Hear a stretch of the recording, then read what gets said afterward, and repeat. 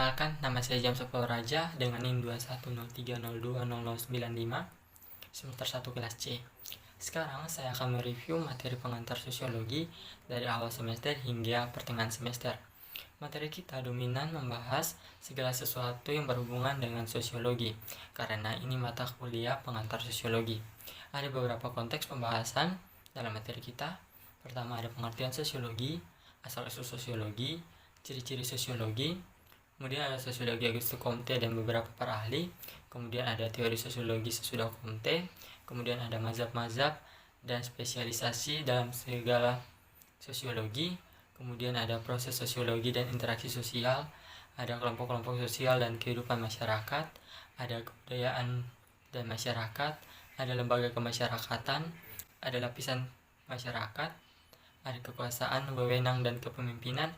Dan ada perubahan sosial dan kebudayaan. Mari kita membahas dari pengertian sosiologi. Sosiologi pada tahun 1839 berasal dari kata Latin socius yang berarti kawan dan logos yang berarti kata atau berbicara. Jadi sosiologi berarti berbicara mengenai masyarakat.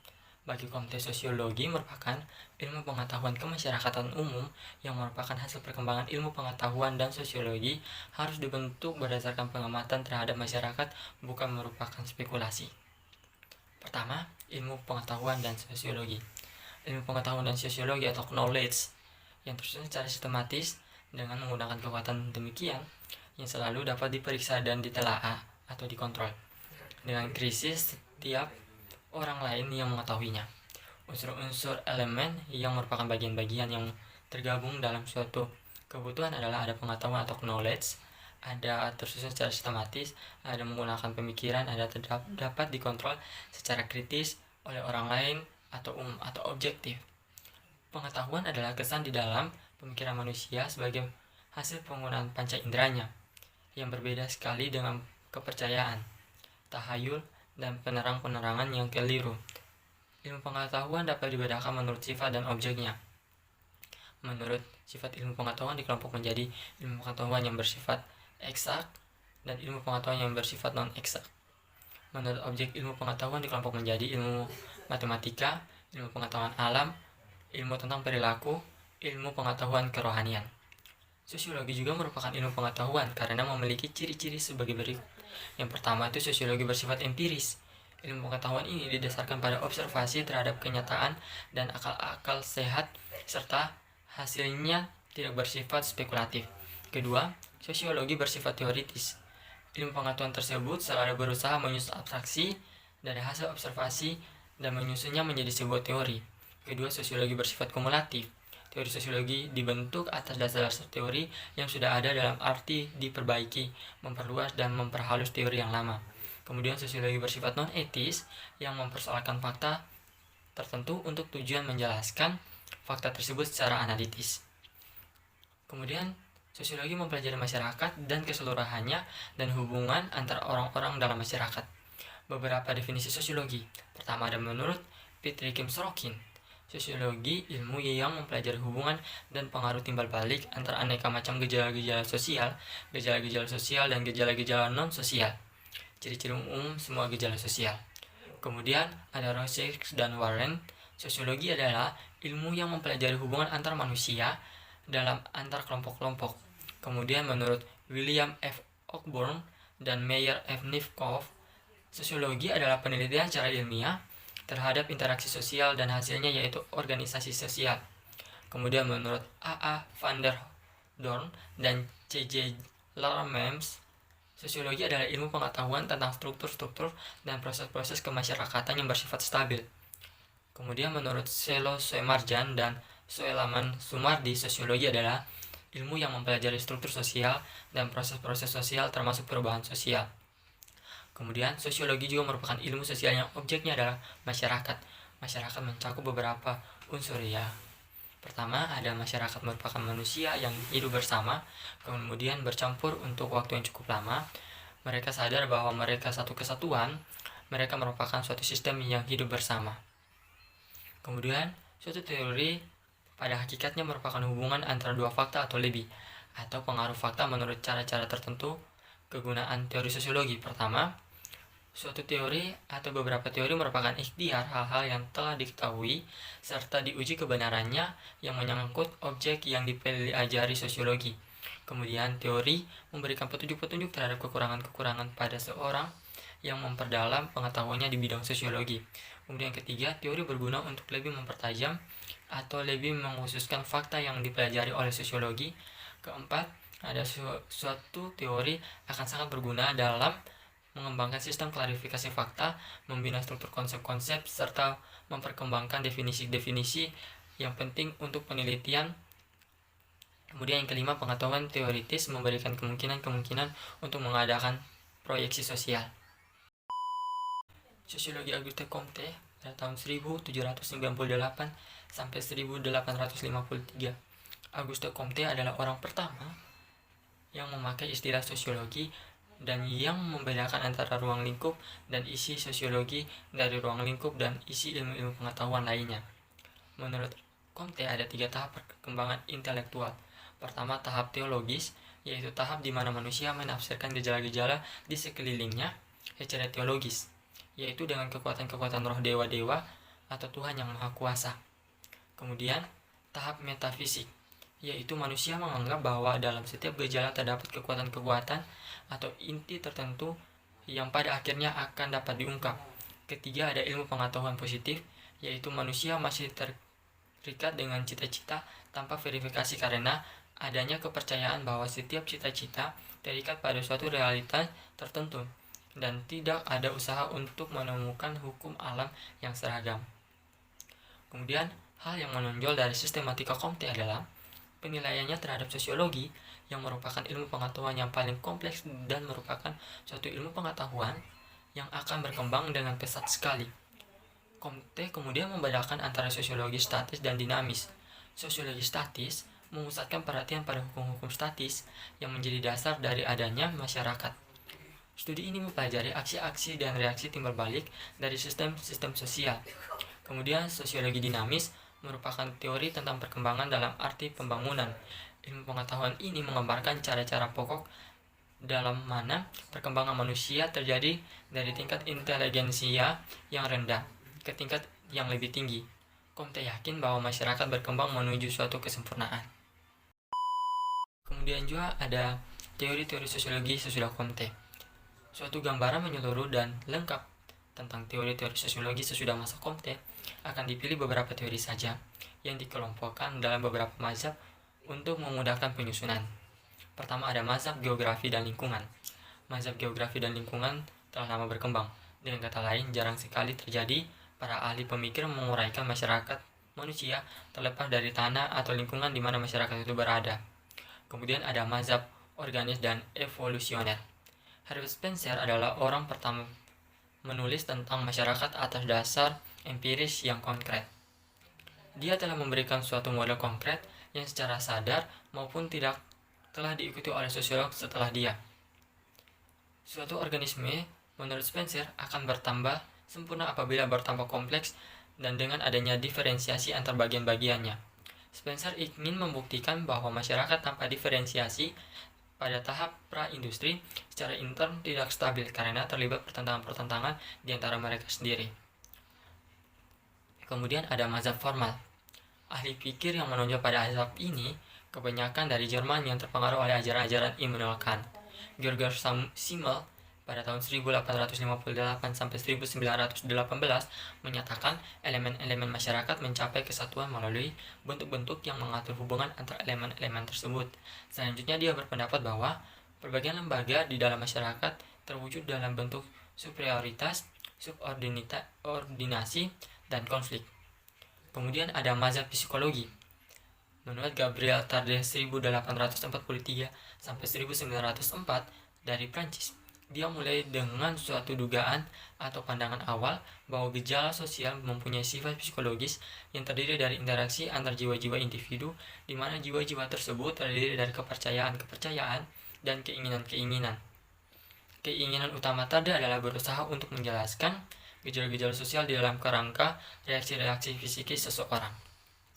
Kemudian ada mazhab ekonomi. Di mazhab ini, akan dikemukakan ajaran-ajaran dari Karl Marx pada tahun 1818 sampai 1883 dan Max Weber pada tahun 1864 sampai 1920.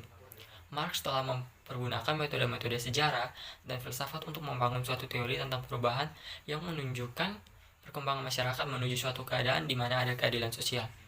Menurut Marx, selama masyarakat masih terbagi atas kelas-kelas, maka pada kelas yang berkuasalah akan terhimpun segala kekuatan dan kekayaan. Weber menyatakan bahwa bentuk organisasi sosial harus diteliti menurut perilaku warganya dan motivasinya secara dengan harapan warga-warga lainnya. Kemudian ada mazhab hukum. Durkheim menaruh perhatian yang besar terhadap hukum yang dihubungkannya dengan jenis-jenis solidaritas yang terdapat dalam masyarakat. Hukum menurut Durkheim adalah kaidah-kaidah yang bersanksi yang berat ringannya tergantung pada pelanggaran, anggapan-anggapan serta keyakinan masyarakat tentang baik buruknya suatu tindakan. Tujuan dari kaidah-kaidah hukum ini adalah untuk mengembalikan keadilan pada situasi semula sebelum terjadi kegoncangan sebagai akibat dilanggarnya kaidah hukum. Max Weber yang mempunyai latar belakang pendidikan hukum dapat dimasukkan dalam mazhab ini. Dia telah mempelajari pengaruh politik, agama, dan ekonomi terhadap perkembangan hukum. Di samping itu, dia juga menyoroti pengaruh pada cendekiawan hukum, praktikus hukum, dan para rohorenier terhadap perkembangan hukum. Mazhab-mazhab dan spesialisasi dalam sosiologi. Contoh spesialisasi dalam sosiologi adalah sosialisasi pendidikan. Sosiologi pendidikan adalah cabang sosiologi yang mempelajari lembaga-lembaga dan proses pendidikan. Tujuan utama pendidikan adalah meneruskan kebudayaan kepada generasi muda melalui proses sosialisasi. Perkembangan sosiologi di Indonesia, walau pada hakikatnya para pujangga dan pemimpin Indonesia belum pernah mempelajari teori-teori formal sosiologi sebagai ilmu pengetahuan. Banyak di antara mereka yang telah memasukkan unsur-unsur sosiologi ke dalam ajarannya. Ajaran Wulang Reh yang diciptakan Sri Padaku Mangkenegoro keempat dari Surakarta antara lain mengajarkan tata hubungan antara para anggota masyarakat Jawa yang berasal dari golongan-golongan yang berbeda. Banyak mengandung aspek sosiologi, terutama dalam bidang hubungan antar golongan. Kemudian konteks materi berikutnya, proses sosial dan interaksi sosial. Proses sosial adalah cara-cara berhubungan yang dapat dilihat apabila para individu dan kelompok-kelompok saling bertemu dan menentukan sistem serta bentuk hubungan tersebut atau apa yang akan terjadi apabila ada perubahan-perubahan yang menyebabkan goyahnya cara-cara hidup yang telah ada. Atau dengan perkataan lain, proses sosial diartikan sebagai pengaruh timbal balik antar berbagai segi kehidupan bersama. Kemudian interaksi sosial sebagai faktor utama dalam kehidupan sosial. Interaksi sosial merupakan hubungan sosial yang dinamis, menyangkut hubungan-hubungan antar individu, antar kelompok maupun antar individu dengan kelompok. Syarat-syarat terjadinya interaksi sosial. Suatu interaksi sosial tidak akan mungkin terjadi apabila tidak memenuhi dua syarat, yaitu adanya kontak sosial dan adanya komunikasi.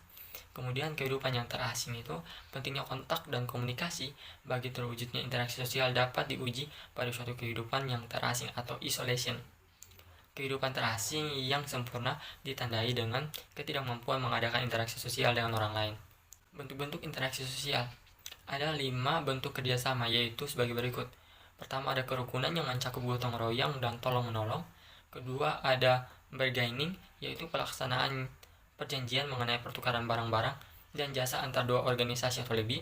Ketiga, ada kooptasi, yakni suatu proses penerimaan unsur-unsur baru dalam kepemilikan dan pelaksanaan politik dalam suatu organisasi sebagai salah satu cara untuk menghindari terjadinya kegoncangan dalam stabilitas organisasi yang bersangkutan.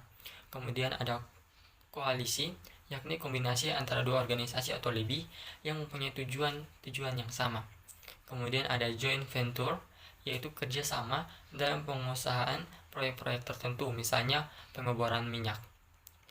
Kemudian ada akomodasi. Istilah akomodasi dipergunakan dalam dua arti.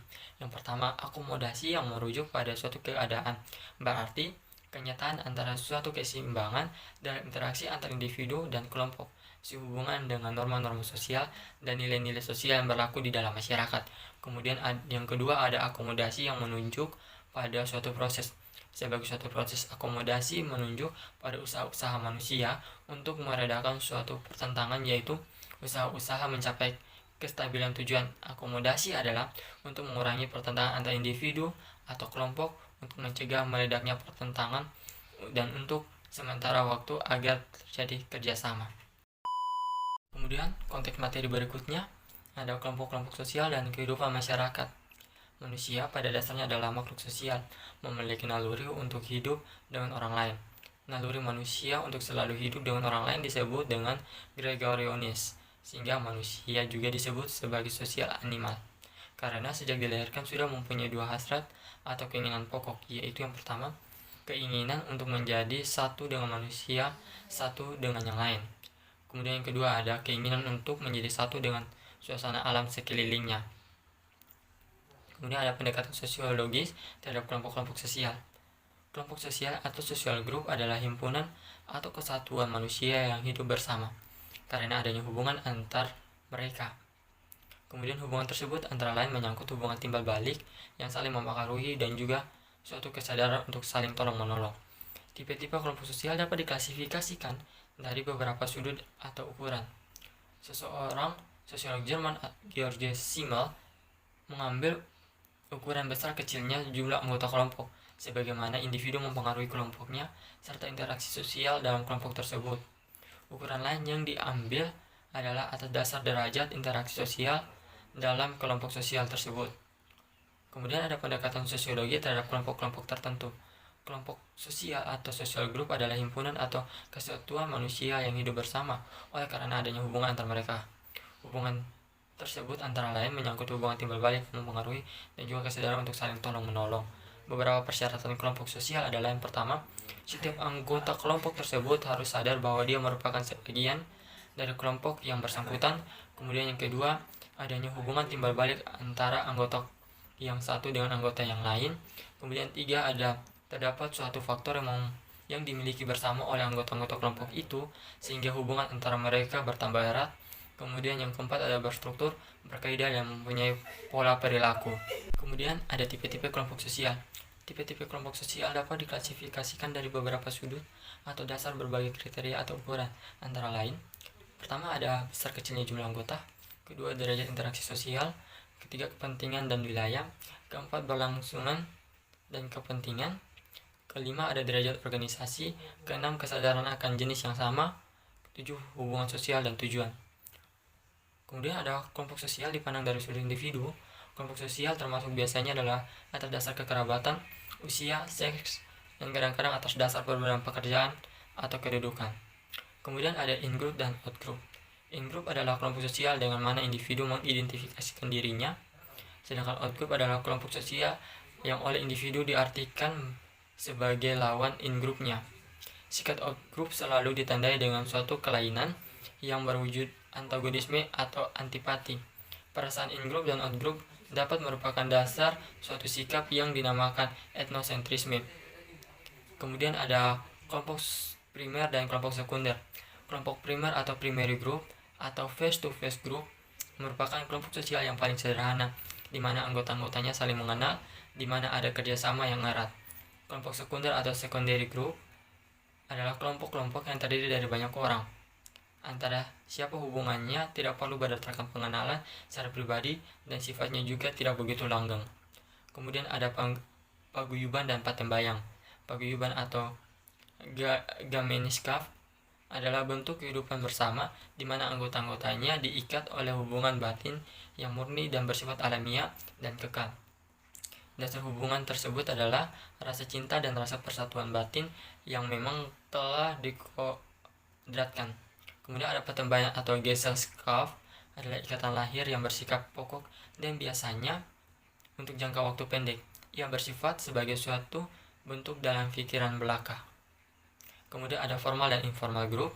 Formal group adalah kelompok yang mempunyai peraturan tegas dan sengaja diciptakan oleh anggota-anggotanya untuk mengatur hubungan antara sesamanya.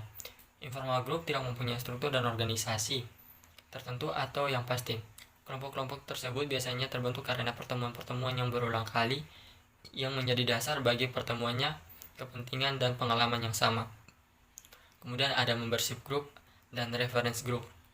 Membership group merupakan suatu kelompok di mana setiap orang secara fiksi menjadi anggota kelompok tertentu. Reference group adalah kelompok sosial yang menjadi acuan bagi seseorang untuk membentuk pribadi dan perilakunya. Kelompok okupasional dan volunteer. Kelompok okupasional merupakan kelompok yang terdiri dari orang-orang yang melakukan pekerjaan sejenis. Kelompok volunteer mencakup orang-orang yang mempunyai kepentingan sama namun tidak mendapat perhatian dari masyarakat semakin luas daya jangkauannya. Kemudian ada kelompok-kelompok sosial yang tidak teratur, ada kerumunan atau crowd. Kerumunan atau crowd adalah individu-individu yang berkumpul secara kebetulan di suatu tempat pada waktu yang bersamaan. Kemudian ada publik. Publik merupakan kelompok yang tidak merupakan kesatuan. Setiap aksi publik diprakarsai oleh keinginan individu yang masih mempunyai kesadaran akan kedudukan sosial yang sesungguhnya dan tidak masih lebih mementingkan kepentingan pribadi daripada mereka yang bergabung dalam kerumunan. Kemudian ada pedesaan, rural community, dan masyarakat perkotaan, urban community. Masyarakat setempat atau community adalah istilah setempat menunjuk pada bagian masyarakat yang bertempat tinggal di suatu wilayah dengan batas-batas tertentu, di mana faktor utama yang menjadi dasarnya adalah interaksi yang lebih besar di mana anggota dibandingkan dengan interaksi dengan penduduk di luar batas wilayahnya. Tipe-tipe masyarakat setempat. Dalam mengklasifikasi masyarakat setempat dapat dipergunakan 4 kriteria yang saling berpaut, yaitu yang pertama jumlah penduduk, kedua ada luas, kekayaan dan kepadatan penduduk daerah pedalaman, kemudian yang ketiga fungsi-fungsi khusus dari masyarakat setempat terhadap seluruh masyarakat, keempat ada organisasi masyarakat setempat yang bersangkutan. Pedesaan dan masyarakat perkotaan. Dalam masyarakat modern, seiring dengan perkembangan antara masyarakat pedesaan atau rural community dengan masyarakat perkotaan atau urban community, perbedaan mana bersifat gradual. Warga suatu masyarakat pedesaan mempunyai hubungan yang lebih erat dan lebih mendalam ketimbang hubungan mereka dengan masyarakat pedesaan lainnya. Masyarakat perkotaan merupakan masyarakat kota yang tidak tentu jumlah penduduknya. Urbanisasi adalah suatu proses perpindahan penduduk dari desa ke kota atau dapat dikatakan bahwa urbanisasi merupakan proses terjadi masyarakat perkotaan. Kemudian akibat-akibat negatif urbanisasi terlalu cepat antara lain yang pertama ada pengangguran, kedua ada naiknya kriminalitas, ketiga ada persoalan perwismaan, keempat ada kenakalan anak-anak, dan kelima ada persoalan rekreasi. Kelompok-kelompok kecil atau small group. Kelompok small group adalah suatu kelompok yang secara teoritis terdiri paling sedikit 2 orang, di mana orang-orang saling berhubungan atau untuk memenuhi tujuan-tujuan tertentu dan yang menganggap hubungan itu sendiri penting baginya. Kemudian ada dinamika kelompok sosial. Sebab-sebab perubahan struktur kelompok sosial antara lain perubahan situasi, keadaan di mana kelompok tadi hidup. Kemudian yang kedua ada pergantian anggota-anggota kelompok. Ketiga ada perubahan-perubahan yang terjadi dalam situasi sosial dan ekonomi. Kemudian konteks materi berikutnya, kebudayaan dan masyarakat. Masalah kebudayaan juga diperhatikan dalam sosiologi, karena kebudayaan dan masyarakat merupakan dua tunggal yang tak terpisahkan. Istilah kebudayaan berasal dari kata Sanskerta budaya, merupakan bentuk jamak dari kata budi yang berarti budi atau akal. Kultur berasal dari bahasa Latin colere yang berarti mengelola atau mengerjakan. Kebudayaan adalah semua hasil dari karya, rasa, dan cita-cita masyarakat. Kebudayaan berguna bagi manusia, yaitu untuk melindungi diri terhadap alam, mengatur hubungan antar manusia, dan sebagai wadah dari segenap perasaan manusia. Unsur-unsur kebudayaan menurut Wilfil J. Herskovits menunjukkan 4 unsur pokok kebudayaan, yaitu yang pertama, alat-alat teknologi, kemudian yang kedua ada sistem ekonomi, yang ketiga ada keluarga, dan yang keempat ada kekuasaan politik. Menurut Bronislaw Malinowski, menyebutkan 4 unsur kebudayaannya itu sebagai berikut. Yang pertama, sistem norma yang memungkinkan kerjasama antara para anggota masyarakat di dalam upaya menguasai alam sekelilingnya.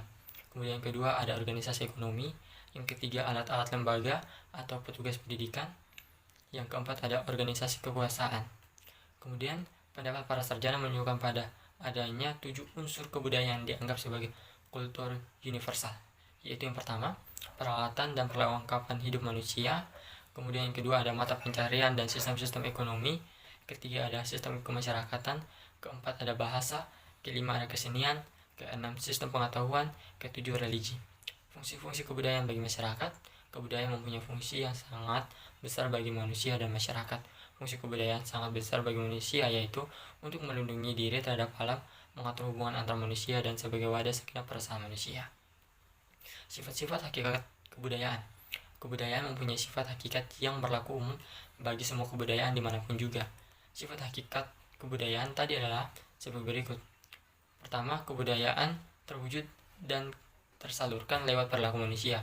Kemudian kedua, kebudayaan yang telah ada terlebih dahulu mendahului lahirnya suatu generasi tertentu yang tidak akan mati dengan habisnya usia generasi yang bersangkutan.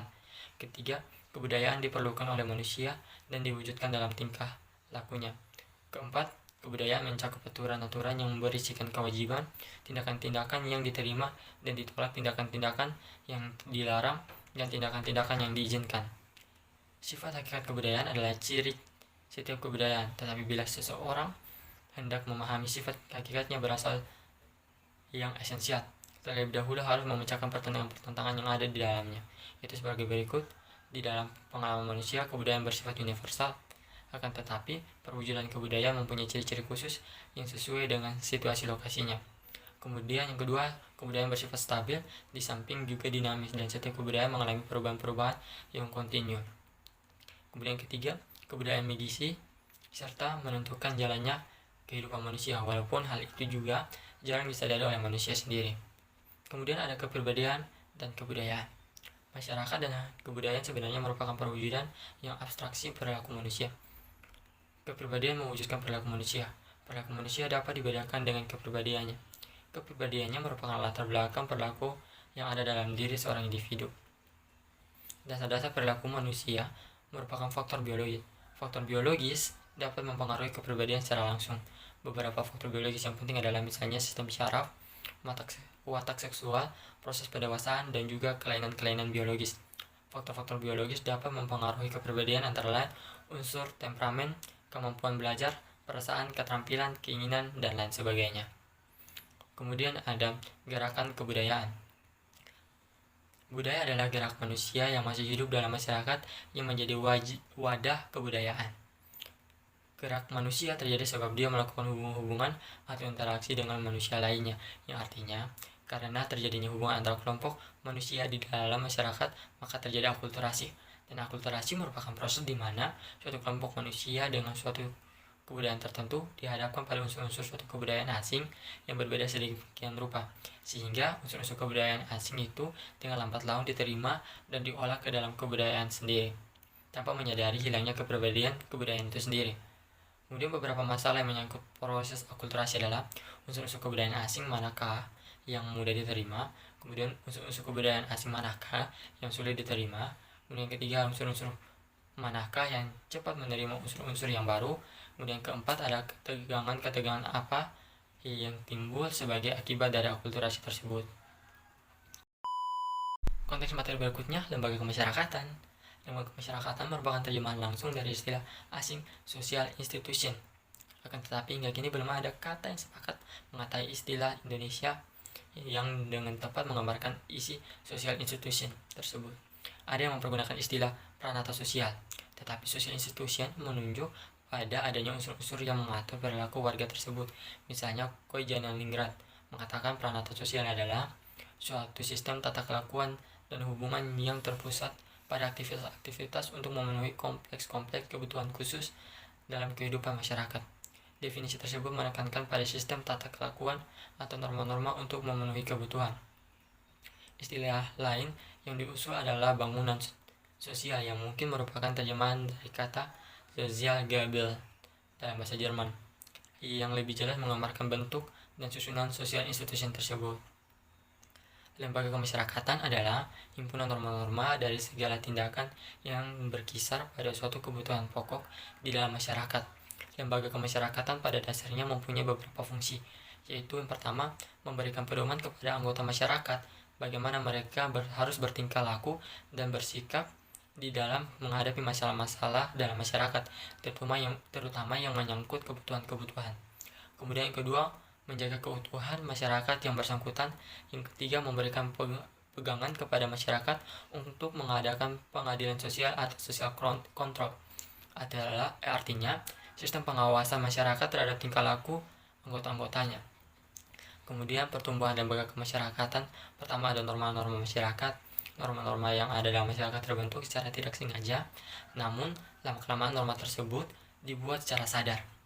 Norma yang ada dalam masyarakat mempunyai kekuatan mengikat yang berbeda-beda. Untuk membedakan kekuatan mengikat norma tersebut, sosiologi dikenal adanya 4 pengertian, yaitu ada cara atau use, kedua ada kebiasaan atau folkways, yang ketiga ada tata kelakuan atau mores, dan keempat ada adat istiadat atau custom. Kemudian dalam rangka pembentukan sebagai lembaga kemasyarakatan, norma-norma tersebut mengalami beberapa proses, yaitu proses pelembagaan atau institutionalization. Yang kedua, norma-norma internalized. Kemudian sistem pengendalian sosial atau social control. Ada yang preventif, ada represif. Kemudian alat pengendalian sosial dapat digolongkan ke dalam paling sedikit ada 5 golongan, yaitu mempertebal keyakinan anggota masyarakat akan kebaikan norma-norma kemasyarakatan. Kedua, memberikan penghargaan kepada anggota masyarakat yang taat pada norma-norma kemasyarakatan. Yang ketiga, mengembangkan rasa malu dalam diri atau jiwa anggota masyarakat bila mereka menyimpang atau menyeleweng dari norma-norma kemasyarakatan dan nilai-nilai yang berlaku. Keempat, menimbulkan rasa takut. Dan kelima, menciptakan sistem hukum, yaitu sistem tata tertib dengan sanksi yang tegas bagi para pelanggar. Kemudian ada ciri-ciri umum lembaga kemasyarakatan. Menurut Gilin dan Gilin, di dalam karyanya berjudul General Features of Social Institution, lembaga kemasyarakatan mempunyai beberapa ciri umum. Yang pertama ada suatu lembaga kemasyarakatan adalah suatu organisasi pola-pola perilaku atau pola-pola pemikiran yang terwujud melalui aktivitas-aktivitas kemasyarakatan dan hasil-hasilnya. Kemudian ada yang kedua, suatu tingkat kekekalan tertentu merupakan ciri semua lembaga kemasyarakatan. Ketiga, lembaga kemasyarakatan mempunyai satu atau beberapa tujuan tertentu. Keempat, lembaga kemasyarakatan mempunyai alat-alat perlengkapan yang dipergunakan untuk mencapai tujuan lembaga yang bersangkutan. Kelima, lembaga-lembaga biasanya juga merupakan ciri khas lembaga kemasyarakatan. Kemudian ini suatu lembaga kemasyarakatan mempunyai suatu tradisi tertulis atau yang tak tertulis yang merumuskan tujuan, tata tertib yang berlaku dan lain-lain. Kemudian ada secara menyeluruh ciri-ciri tersebut dapat diterapkan pada lembaga kemasyarakatan tertentu seperti perkawinan. Sebagai suatu lembaga kemasyarakatan, perkawinan mungkin mempunyai fungsi-fungsi di antaranya sebagai pengatur perilaku seksual manusia dalam pergaulan hidupnya, kemudian sebagai pengatur memberi hak dan kewajiban bagi suami, istri, dan juga anak-anaknya. Ketiga, untuk memenuhi kebutuhan manusia akan kawan hidup, karena secara naluriah manusia senantiasa berhasrat untuk hidup berkawan. Kemudian keempat, untuk memenuhi kebutuhan manusia akan benda material. Kelima, ada untuk memenuhi kebutuhan manusia akan prestis. Keenam, ada di dalam hal tertentu untuk memenuhi interaksi antar kelompok sosial. Kemudian tipe-tipe lembaga kemasyarakatan. Dari yang pertama, dari sudut perkembangan ada 2 tipe, yaitu creative institution, juga disebut lembaga yang paling primer, yang merupakan lembaga-lembaga yang secara tak disengaja tumbuh dari adat-adat istiadat masyarakat. Kemudian ada enact institution, merupakan lembaga yang sengaja dibentuk untuk memenuhi tujuan tertentu, misalnya lembaga utang piutang. Kemudian dari sudut sistem nilai-nilai yang diterima masyarakat ada 2 tipe. Ada basic institution, dianggap sebagai lembaga kemasyarakatan yang sangat penting untuk memelihara dan mempertahankan tata tertib dalam masyarakat. Kemudian yang kedua ada subsidiary institution yang dianggap kurang penting, seperti kegiatan-kegiatan untuk rekreasi. Kemudian yang ketiga itu ada dari sudut penerimaan kemasyarakatan terdapat 2 tipe. Ada approved social sanctioned institution, adalah lembaga-lembaga yang diterima masyarakat. Kemudian ada unsanctioned institution, merupakan lembaga-lembaga yang ditolak oleh masyarakat. Kemudian dari sudut penyebarannya dibagi menjadi 2, yaitu general institution, merupakan lembaga yang timbul karena dikenal oleh hampir semua masyarakat di dunia. Kemudian ada restless institution, merupakan lembaga yang timbul karena dianut oleh masyarakat-masyarakat tertentu di dunia ini. Kemudian dari sudut fungsi terdapat 2 tipe, yakni operative institution, dan kemudian yang kedua ada regulative institution. Kemudian cara-cara mempelajari lembaga kemasyarakatan. Ini cara-cara mempelajarinya itu, pertama ada analisis secara historis, kemudian ada analisis komparatif, kemudian yang ketiga ada analisis fungsional. Kemudian ada conformity dan deviation. Masalah conformity dan deviation berhubungan erat dengan social control. Conformity berasal berarti proses penyesuaian diri dengan masyarakat dengan mengindahkan kaidah-kaidah dan nilai-nilai masyarakat. Sebaliknya, deficient adalah penyimpangan terhadap kaidah-kaidah dan nilai-nilai dalam masyarakat. Kemudian konteks materi berikutnya adalah lapisan masyarakat atau stratifikasi sosial. Selama dalam suatu masyarakat ada sesuatu yang dihargai, dan setiap masyarakat pasti mempunyai sesuatu yang dihargainya pastinya, maka barang atau sesuatu itu akan menjadi bibit yang dapat menumbuhkan adanya sistem lapisan dalam masyarakat. Kemudian terjadinya sistem lapisan masyarakat dapat terjadi dengan sendirinya, tetapi ada pula yang dengan sengaja disusun untuk mengejar suatu tujuan yang sama. Pembedaan atas lapisan merupakan gejala universal yang merupakan bagian dari sistem sosial masyarakat. Ini untuk meneliti terjadinya proses lapisan dalam masyarakat, pokok-pokoknya adalah yang pertama, sistem lapisan berpokok pada sistem pertentangan dalam masyarakat. Kemudian sistem lapisan dapat dianalisis dalam arti sebagai berikut. Yang pertama, distribusi hak-hak istimewa yang objektif seperti misalnya penghasilan, kekayaan, keselamatan. Kemudian sistem pertanggaan yang diciptakan oleh para warga masyarakat. Ketiga, kriteria sistem pertanggaan dapat berdasarkan kualitas pribadi, keanggotaan kelompok, kerabat tertentu, milik wewenang atau kekuasaan. Keempat, lembaga-lembaga kedudukan seperti tingkah laku hidup, cara berpakaian, perumahan, keanggotaan pada suatu organisasi.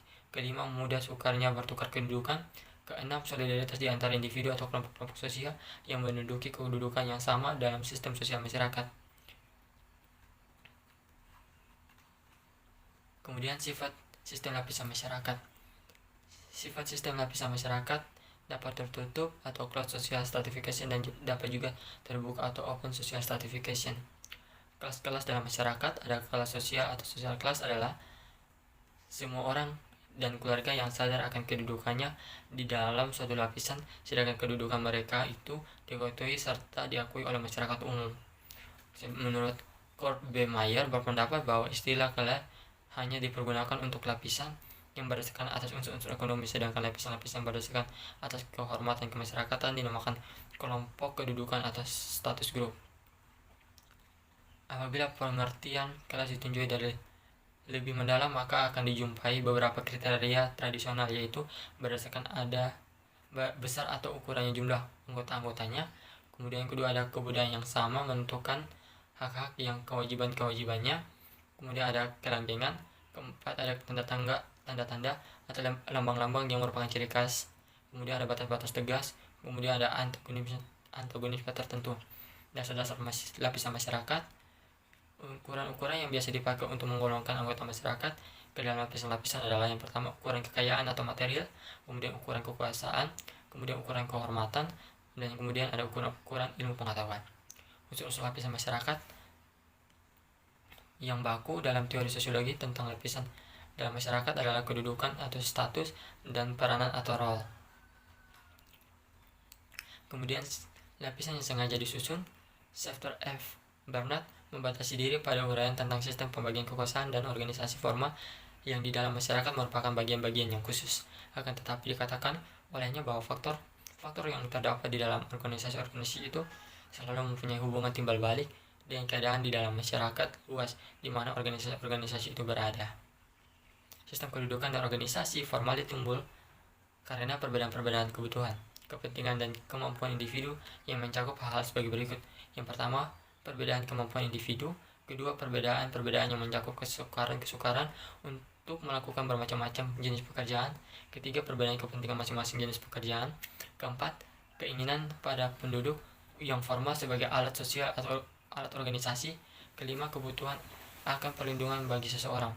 Kemudian ada mobilitas sosial atau social mobility. Gerak sosial atau social mobility adalah suatu gerak dalam struktur sosial, yaitu pola-pola tertentu yang mengatur organisasi suatu kelompok. Kemudian tujuan penelitian gerak sosial. Para sosiolog meneliti gerak sosial untuk mendapatkan keterangan-keterangan perihal keteraturan dan keluasan struktur sosial. Para sosiolog mempunyai perhatian yang khusus terhadap kesulitan-kesulitan yang secara relatif dialami oleh individu-individu yang terpandang oleh masyarakat yang merupakan objek dari suatu persaingan. Kemudian beberapa prinsip umum gerak sosial yang vertikal. Pertama, ada hampir tak ada masyarakat yang sifat lapisannya mutlak atau tertutup di mana sama sekali tidak ada gerak sosial yang vertikal. Kemudian betapapun terbukanya sistem lapisan dalam suatu masyarakat, tidak mungkin gerak sosial yang vertikal dilakukan dengan sebebas-bebasnya, sedikit banyak ada beberapa hambatan-hambatan. Kemudian gerak sosial vertikal yang umum berlaku bagi semua masyarakat, tidak ada. Setiap masyarakat mempunyai ciri-ciri sendiri bagi gerak sosial yang vertikal. Kemudian laju gerak sosial vertikal disebabkan oleh faktor-faktor ekonomi, politik, pekerjaan adalah yang berbeda. Kemudian ada perluasan sistem lapisan masyarakat.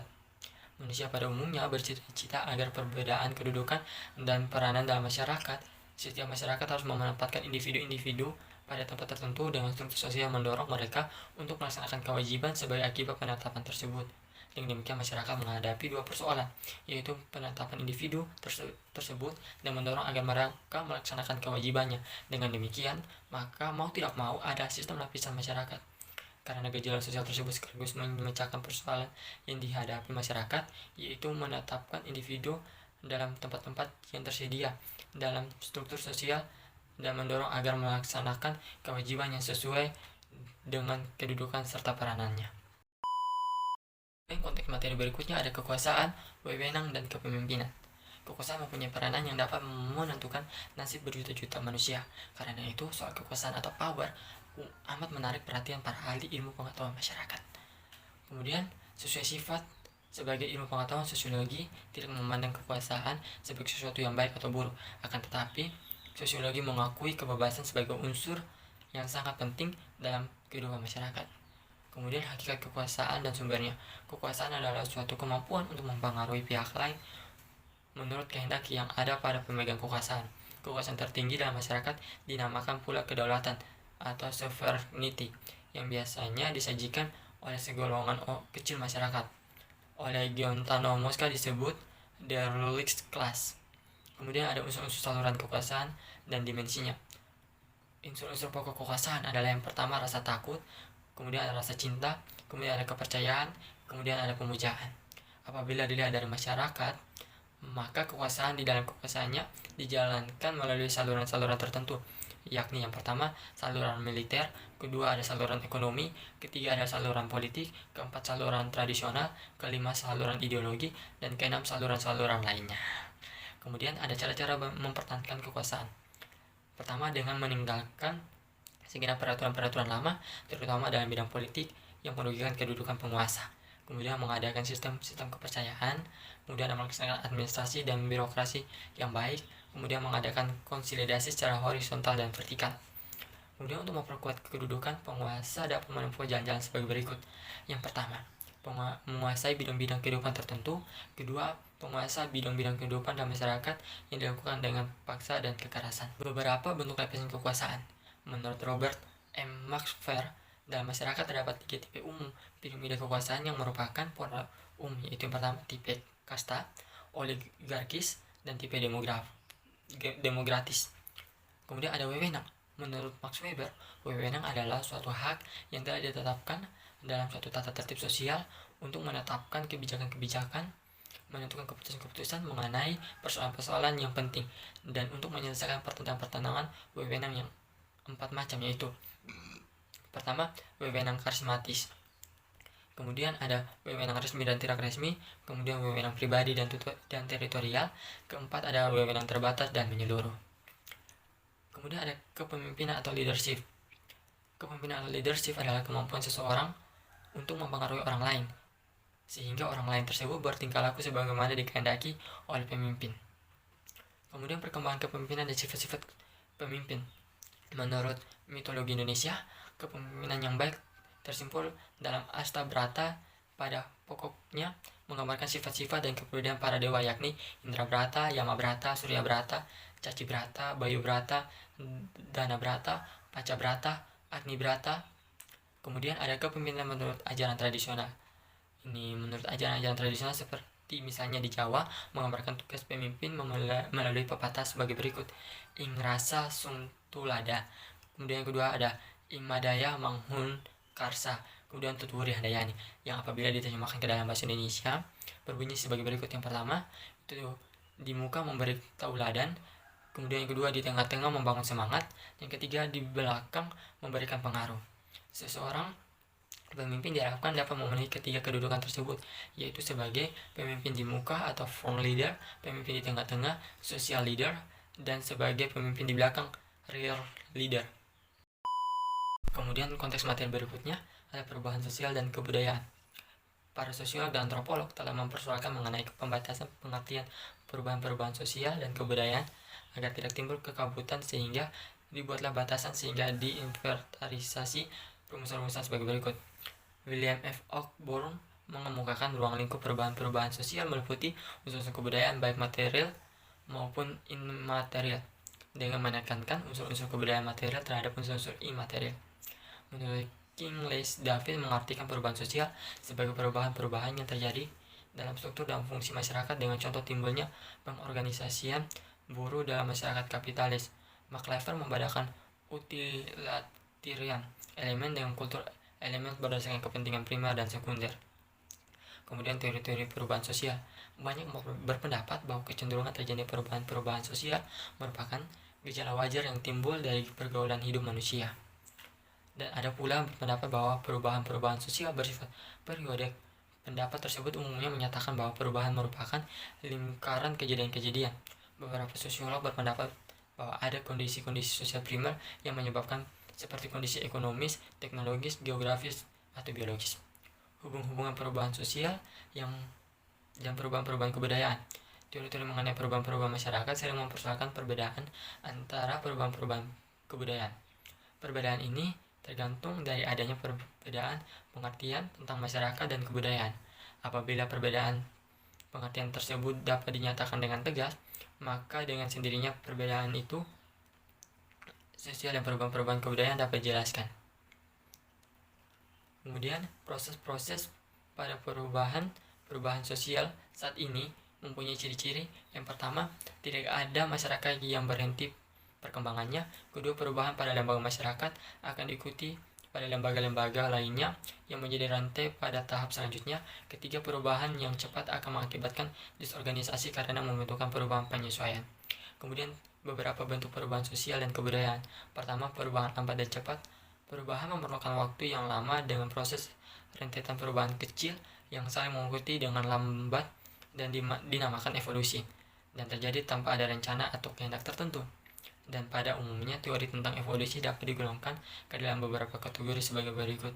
Ada unilinear theory of evolution, ada universal theory of evolution, ada multilinear theories of evolution.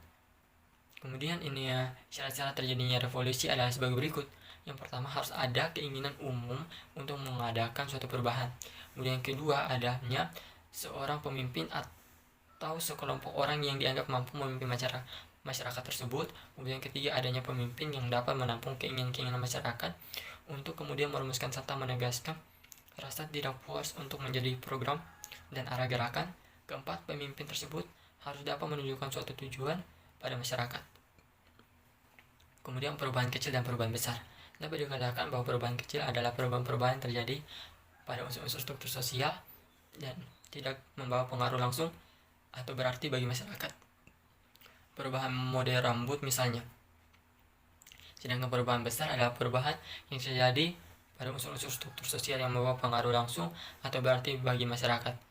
Sebagai contoh, reformasi pada tahun 1998. Faktor-faktor yang menyebabkan perubahan sosial dan kebudayaan. Pertama, bertambah dan berkurangnya penduduk. Kedua, penemuan-penemuan baru. Ketiga, pertentangan masyarakat. Keempat, terjadinya pemberontakan atau revolusi. Kemudian, suatu perubahan sosial dan kebudayaan dapat pula bersumber pada sebab-sebab yang berasal dari luar masyarakat itu sendiri atau faktor ekstern. Antara lain, pertama itu sebab-sebab yang berasal dari lingkungan alam fisik yang ada di sekitar manusia dan pengaruh kebudayaan masyarakat lain.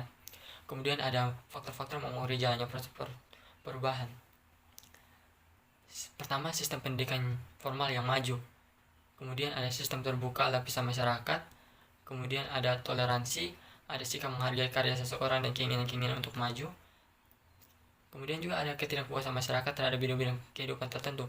Ada orientasi ke muka, nilai meningkatkan taraf hidup. Kemudian juga ada faktor-faktor yang menghalangi perubahan, ada kurangnya hubungan dengan masyarakat lain, perkembangan ilmu pengetahuan yang terlambat, sikap masyarakat yang tradisionalitis, adanya kepentingan-kepentingan yang telah tertanam dengan kuat atau vested interest. Kemudian ada rasa takut, akan terjadinya kegoyahan pada integrasi kebudayaan, kemudian ada prasangka terhadap hal-hal yang baru, kemudian ada hambatan ideologis, kemudian ada adat atau kebiasaan, kemudian ini nilai pasrah. Kemudian saluran-saluran perubahan sosial dan kebudayaan. Saluran-saluran perubahan sosial dan kebudayaan atau Avenue of Challenge of Change merupakan saluran-saluran yang dilalui oleh proses perubahan. Umumnya saluran-saluran tersebut adalah lembaga-lembaga kemasyarakatan dalam bidang pemerintah, ekonomi, pendidikan, agama, rekreasi, dan seterusnya. Kemudian arah perubahan atau direction of change. Gerak perubahan adalah perubahan bergerak meninggalkan faktor yang diubah, akan tetapi setelah meninggalkan faktor itu, mungkin perubahan bergerak kepada suatu bentuk yang sama sekali baru, atau mungkin pula bergerak ke arah suatu bentuk yang sudah ada di dalam waktu lampau. Kemudian ada modernisasi. Secara historis, modernisasi merupakan suatu proses perubahan yang menuju pada tipe sistem-sistem sosial, ekonomi, politik. Negara-negara atau masyarakat modern pun yang sudah menjalani proses tersebut telah berkembang dari aneka warna masyarakat tradisional. Modernisasi mencakup suatu transformasi total kehidupan bersama yang tradisional dalam arti teknologi serta agroteknologi sosial ke arah pola-pola ekonomis dan politis yang menjadi ciri negara-negara barat yang stabil. Modernisasi merupakan suatu bentuk perubahan sosial, biasanya merupakan perubahan sosial yang terarah yang didasarkan pada perencanaan. Modernisasi juga merupakan suatu persoalan yang harus dihadapi masyarakat karena di dalam proses meliputi bidang yang luas, menyangkut proses disorganisasi, problema-problema sosial, konflik antar kelompok, hambatan-hambatan terhadap perubahan, dan sebagainya. Disorganisasi, transformasi, dan proses modernisasi. Di dalam proses modernisasi akan muncul disorganisasi masyarakat.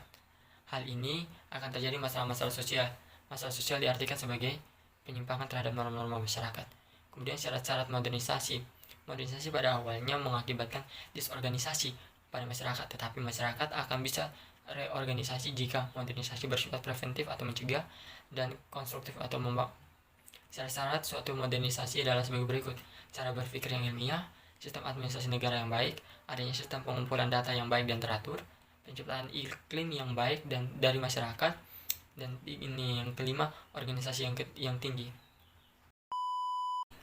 Demikian hasil review ringkasan materi dari awal semester hingga pertengahan semester. Sekian dan terima kasih.